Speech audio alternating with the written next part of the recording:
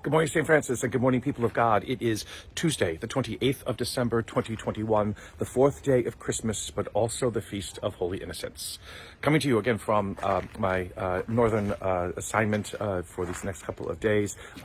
It is much colder here than it is in Carolina, and if we look, am I going up? I'm going down. I'm going down. If we look over here, no, get out of the way. Oops. Can't get this thing right. If you look out of the way, there was a little bit of snow. There it is. There's a little bit of snow last night. So it's going to be a little bit warmer today. So the snow probably will disappear. But it did snow last night, so it's kind of very nice.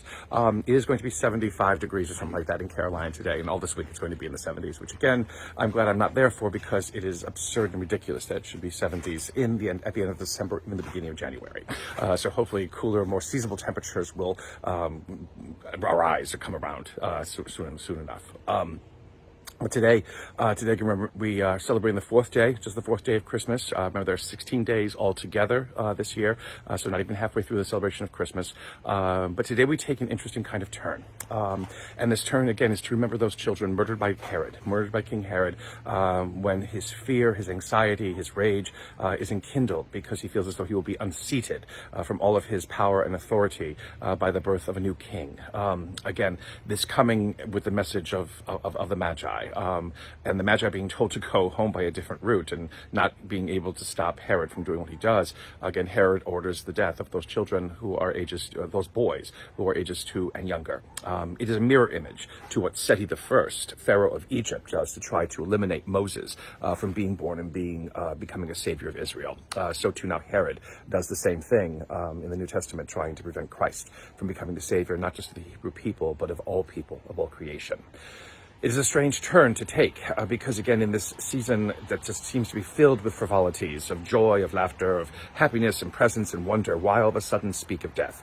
This third of the companions of Christ. We already had a first death with looking at St. Stephen on the 26th of December, St. John in his own exile on the 27th, and now we come to the Holy Innocents today. Just seems inconsistent. It seems incongruous that we would take a look at something so sad in this time, which is supposed to be, as our society and culture wants it to be, filled with just unbridled joy, trying to mask and hide everything that is awful and terrible in this world.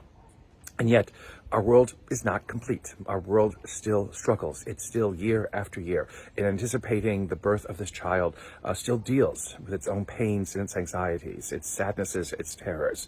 And those terrors can become exceedingly great, especially at this time of the year, but actually in all times that we live.